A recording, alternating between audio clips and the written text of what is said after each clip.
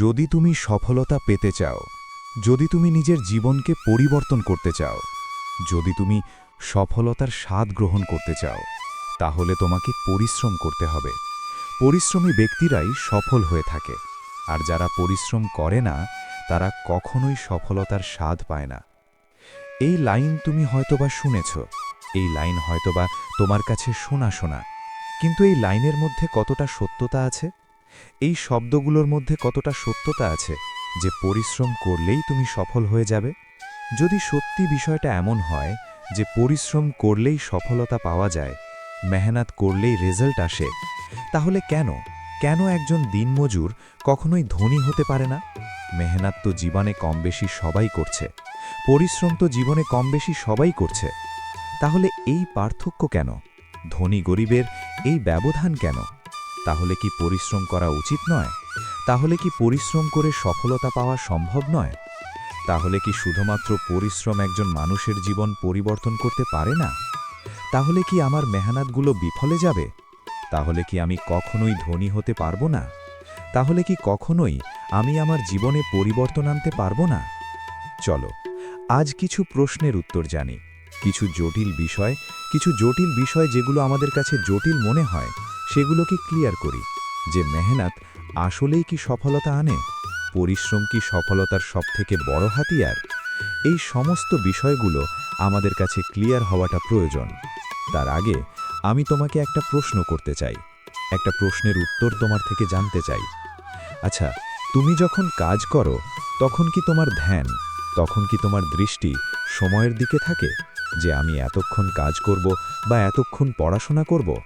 এমনভাবেই কি নিজেকে এগিয়ে নিয়ে যাওয়ার চেষ্টা করছো? এমনভাবেই কি সময় মেপে কাজ করার চেষ্টা করছো?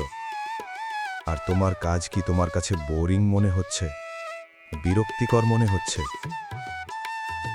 দেখো, দুইজন ব্যক্তি সমান পরিশ্রম করে কেন একজন ব্যক্তি অনেক বেশি সফল হয়, আর কেন একজন ব্যক্তি সেই জায়গাতেই থেকে যায় যেখান থেকে শুরু করেছিল? কেন এমনটা হয়? প্রথমত, দুইজন ব্যক্তির মাইন্ডসেট, দুইজন ব্যক্তির চিন্তা ভাবনা। একজন সময় মেপে কাজ করে, আর একজন কাজকে এতটা ভালোবাসে যে সময়ের দিকে নজর দিতে ভুলে যায়, সময়ের দিকে খেয়াল রাখতে ভুলে যায়।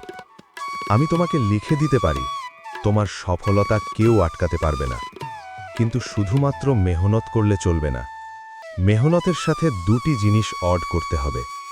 প্রথম, একটা নির্দিষ্ট লক্ষ্য, একটা নির্দিষ্ট টার্গেট, আর দ্বিতীয়, কাজের প্রতি ভালোবাসা। দুইজন ব্যক্তি সমান মেহনত করে কেন বলতো? একজন মানুষের কাছে জীবনটা বোরিং আর বিরক্তিকর মনে হয়, আর কেন বলতো আরেকজন মানুষ নিজের জীবনটাকে উপভোগ করে? এই দুইজন ব্যক্তির মধ্যে প্রধান পার্থক্য হচ্ছে কাজের প্রতি ভালোবাসা। একজন নিজের কাজকে ভালোবেসে করে, আর একজন নিজের কাজকে প্রেসারে পড়ে করে। তুমি দেখবে বেশিরভাগ মানুষ আজ নিজের জীবনে হ্যাপি নয়, তার কারণ তারা তাদের কাজকে ভালোবাসে না। তারা যেটাকে করছে সেটা পরিস্থিতির চাপে করছে, তারা যেটা করছে সেটা প্রেসারে করছে। কিন্তু তুমি যদি তোমার কাজকে ভালোবাসো, কখনোই তোমার এই জীবন তোমার কাছে বিরক্তিকর মনে হবে না। কখনোই তোমার জীবনের প্রতি এতটা অভিযোগ থাকবে না যতটা অভিযোগ তুমি করো। নিজের কাজকে ভালোবাসাটা প্রয়োজন। তুমি যখন নিজের কাজকে ভালোবেসে করবে না, সময় কোথায় যাচ্ছে, কিভাবে অতিক্রম করছে, কতটা সময় বসেছিলে, এগুলোর খেয়াল থাকবে না। বিশ্বাস করো, আমি আমার জীবনে যখন প্রচুর মেহনত করতাম, তখন আমার পাশে চায়ের কাপ থাকলেও খেয়াল থাকতো না সেই চাটা আমি খেয়েছি কিনা। পরবর্তীকালে যখন সেটা ঠান্ডা হয়ে যেত, হয়তোবা 1 ঘন্টা 2 ঘন্টা 3 ঘন্টা পরে মনে পড়ত যেই কাপে তো চা ছিল আমি খেতেই ভুলে গিয়েছি। কাজের প্রতি ভালোবাসা থাকাটা প্রয়োজন, একটা উদ্দেশ্য থাকাটা প্রয়োজন, একটা লক্ষ্য, একটা টার্গেট থাকাটা প্রয়োজন। তুমি উদ্দেশ্যহীনভাবে যখন মেহনত করবে, যখন কাজ করবে, তখন তোমার জীবনে পরিবর্তন আসাটা অনেক কঠিন, তখন তোমার জীবনে কিছু অ্যাচিভ করাটা অনেক কঠিন। একটা নির্দিষ্ট লক্ষ্য সেট করো, একটা নির্দিষ্ট টার্গেট সেট করো এবং তুমি সেটার একটা নির্দিষ্ট ডেডলাইনও দিয়ে দাও, যেটা শেষ করতে আমার এতটা সময় লাগতে পারে। ঠিক আছে, আমি এতটা সময়ই করব। নিজের কাজের প্রতি ভালোবাসা তৈরি করো। নিজের কাজকে ভালোবেসে করো, দেখবে তোমার জীবনটা তোমার কাছে সুন্দর মনে হতে বাধ্য। তোমার মেহনত কখনোই তোমার কাছে বোঝা হবে না, তোমার পরিশ্রম কখনোই বিফলে যাবে না। ট্রাই তো করে দেখো, চেষ্টা তো করে দেখো। জীবন নিয়ে অভিযোগ করার পরিবর্তে অ্যাকসেপ্ট করে নিজের জীবনে এগিয়ে যাওয়ার চেষ্টা তো করে দেখো। পরিশ্রম সবাই করছে, মেহনত সবাই করছে, তাহলে এত কেন পার্থক্য? এত পার্থক্য কারণ একজন কাজকে ভালোবেসে করে আর একজন কাজ করার সময় বিরক্তি বোধ করে। তুমি কোনটা ভাবছ? তোমার কি চিন্তা ভাবনা? তুমি কি তোমার কাজকে ভালোবেসে করো, নাকি কাজ করার সময় তুমি বিরক্তি ফিল করো? তোমার কি মনে হয় যারা সফল ব্যবসায়ী তারা কি মেহনত করে না? তোমার কি মনে হয় যারা খুব বড় বড় ব্যবসা রান করছে, বা যারা খুব ক্রিয়েটিভ ফিল্ডে আছে, বা যারা পড়াশোনা করছে, এরা কি মেহনত করে না? মেহনত সবাই করে, মেহনত সবাই করে, কিন্তু কেউ কম পরিশ্রমে বেশি রেজাল্ট পায়, কেউ পরিশ্রম করার পরেও রেজাল্ট পায় না। দুটির মধ্যে পার্থক্য তো আছে। একবার ভেবে দেখো, তুমি বই নিয়ে বসে আছো কিন্তু তোমার মন বাইরে ঘুরে বেড়াচ্ছে। এমন পরিস্থিতিতে তুমি যদি 10 ঘন্টাও পড়াশোনা করো তাহলে সেটা কতটা কাজের হতে পারে। কিন্তু ঠিক একইভাবে তুমি যদি মন দিয়ে, নিজের সমস্ত কিছু দিয়ে, নিজের মন মস্তিষ্ক সব কিছুকে কাজে লাগিয়ে 2 ঘন্টা বই নিয়ে বসো, সেটা বেশি কাজের নাকি ওই 10 ঘন্টা বেশি কাজের? অবশ্যই ওই 2 ঘন্টা তোমার জন্য সবথেকে বেশি উপকারী, সবথেকে বেশি এফেক্টিভ। কারণ এখানে তুমি যেটা করছো সেটা নিজের মন এবং মস্তিষ্ক লাগিয়ে করছো, নিজে ভালোবেসে করছো, বা যতটা করছো সেটাই তোমার 100% দিচ্ছ। তুমি হয়তোবা জানো না যে আজকের দিনে সফল হওয়াটা কতটা সহজ। তুমি হয়তোবা জানো না যে আজকের দিনের সাকসেস পাওয়াটা কতটা ইজি। কারণ আজকের দিনে আমাদের কাছে অপরচুনিটি বেশি, আমাদের কাছে বিভিন্ন রাস্তা আছে নিজেকে এগিয়ে নিয়ে যাওয়ার জন্য। তুমি হয়তোবা ভাবছো রাস্তা আছে ঠিক আছে, অপরচুনিটি আছে ঠিক আছে, কিন্তু কম্পিটিশনও তো আছে। চারিদিকে এত প্রতিযোগিতা, আমি কিভাবে নিজেকে এগিয়ে নিয়ে যাব? মানুষ আজ কাজকে ভালোবাসে না, ভালোবাসে পয়সাকে। কেউ বলছে না যে পয়সা প্রয়োজন নয়। অবশ্যই আমাদের জীবনে আজকের জেনারেশনে দাঁড়িয়ে পয়সা খুবই গুরুত্বপূর্ণ, পয়সা থাকাটা জরুরি। কিন্তু যখন তুমি পয়সার পিছনে ছুটবে না, নিজের এক্সিলেন্সিকে ভুলে গিয়ে, নিজেকে প্রতিনিয়ত ইমপ্রুভ করার কথা ভুলে গিয়ে যখন তুমি পয়সাকে বেশি গুরুত্ব দেবে, তখন তোমার ডাউনফল আসতে শুরু করবে। তখন তুমি আরও বেশি ডিস্ট্র্যাক্টেড ফিল করবে, তখন তুমি আরও বেশি ডিমোটিভেটেড ফিল করবে। এই জন্য টাকা আসবে, টাকা হচ্ছে বাই প্রোডাক্ট। কাজ করলে, পরিশ্রম করলে, মানুষের লাইফের সমস্যার সমাধান করলে টাকা আসবে, এটা বাই প্রোডাক্ট, এটা আসতে বাধ্য। তুমি নিজের লক্ষ্য, নিজের উদ্দেশ্য ঠিক করো এবং কাজের প্রতি ভালোবাসা বৃদ্ধি করে কাজ করো। কোনো একটা কারণ তো আছে যেটা তোমার কাজের প্রতি ভালোবাসা বৃদ্ধি করাবে। তুমি দেখবে এ পৃথিবীতে যারা নিজেরা নিজেদের ফিল্ডে টপে আছে, যারা নিজেরা নিজেদের ফিল্ডে টপে রান করছে, তারা তাদের কাজকে ভালোবাসে, তারা সেই জিনিসটাকে ভালোবাসে। আর যদি অতীতে ভালো নাও লেগে থাকতো, তারপরেও তারা নিজেদেরকে এমনভাবে বুঝিয়েছে যে এই কাজের প্রতি আমার ভালোবাসা বৃদ্ধি করতেই হবে, এটাই আমার সব কিছু, এটা নিয়েই যেহেতু চলতে হবে, সুতরাং এটাকে ভালোবেসেই করা যাক। তারা সবাই করছে, কিন্তু সফলতা খুবই স্বল্প সংখ্যক মানুষই পাচ্ছে। এটার কারণ খুবই স্বল্প সংখ্যক মানুষই নিজের জীবন থেকে ডিস্ট্র্যাকশনকে হটাতে পারছে, ডিস্ট্র্যাকশনকে অ্যাভয়েড করতে পারছে।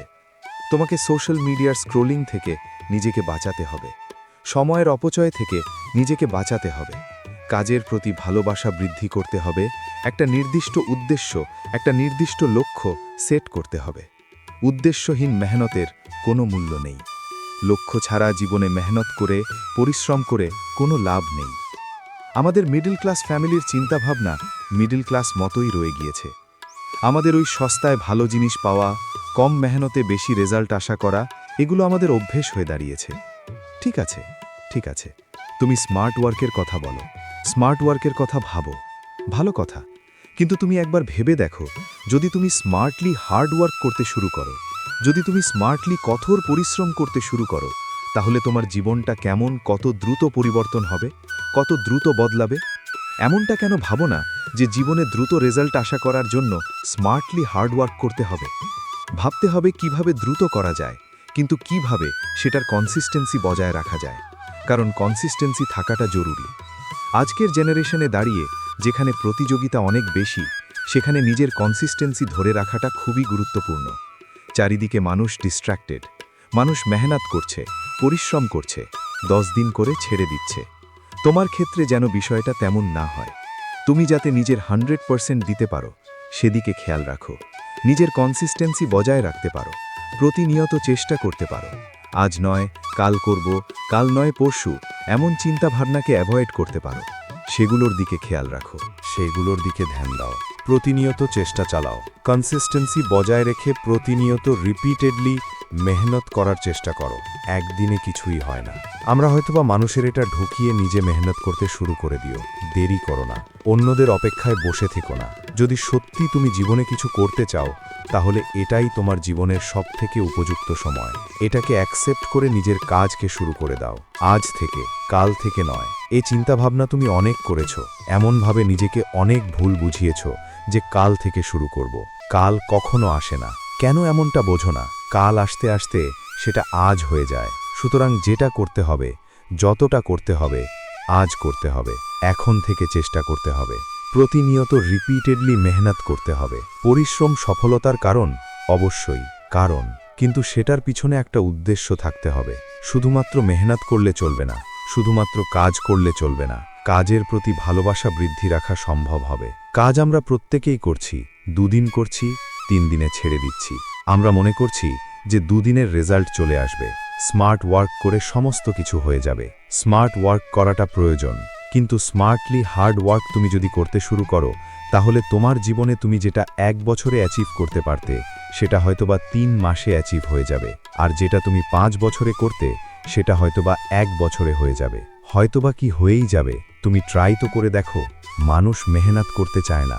আমরা অনেক বেশি আরামপ্রিয় হয়ে গিয়েছি। কাজ করতে হবে না, এমনই আমাদের ধারণা। কম মেহনত করব, কম পরিশ্রম করব, এত বেশি কাজ করে কি হবে, এমন চিন্তাভাবনাই তো আমাদের জীবনটাকে নষ্ট করেছে। এই যে এনজয় শব্দটাকে তুমি বারবার ব্যবহার করো, এনজয় নিজের কাজের মধ্যে খোঁজার চেষ্টা করো। আলাদাভাবে নিজের জীবনে কখনোই এনজয় আসে না। তুমি মনে করো যে তোমার জীবনে আলাদাভাবে সুখ শান্তি এগুলো আসবে না। যেটা করছো সেটাকে ভালোবেসে করো, দেখবে এমনিতেই তুমি নিজেকে সুখী ফিল করছো। একটা উদ্দেশ্য, একটা টার্গেট, একটা লক্ষ্য সেট করো, একটা ডেডলাইন ফিক্সড করো, দেন কাজ করো, প্রতিনিয়ত কাজ করো, কনসিস্টেন্সি বজায় রাখো। আমি তোমাকে লিখে দিতে পারি, কেউ তোমার সফলতা আটকাতে পারবে না, কেউ তোমাকে থামাতে পারবে না, তোমাকে দমাতে পারবে না। তুমি কি ভাবছো যে উপরওয়ালা তোমার সঙ্গ দেবে না? কেন এটা বোঝো না যে মেহনতিশীল ব্যক্তিদেরকে উপরওয়ালা বেশি পছন্দ করেন?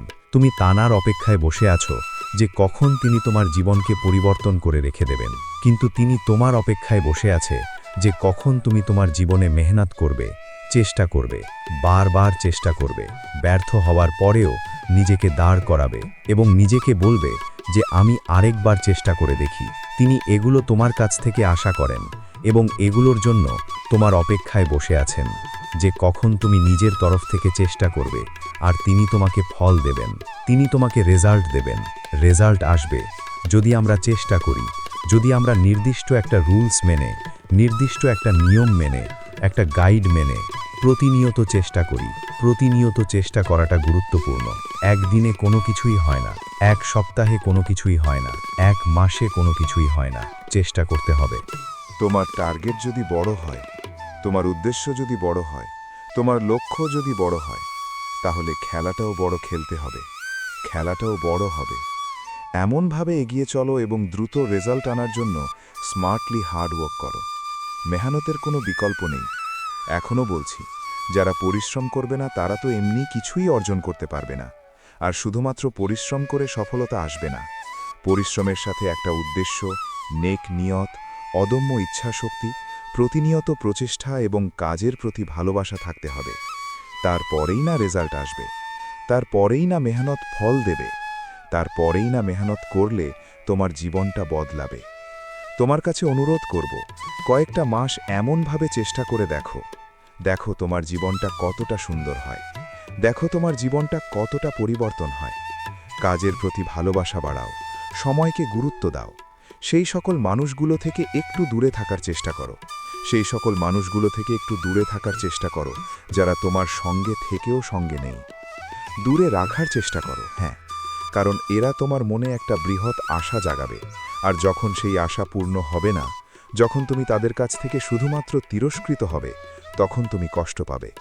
তাই সবথেকে ভালো হয় যদি তাকে কষ্ট না দিয়ে তার থেকে নিজের দূরত্বটা একটু বাড়িয়ে নেওয়া যায়। সবথেকে ভালো হয় যদি নিজের উপরে সবথেকে বেশি বিশ্বাসটা রাখা যায়।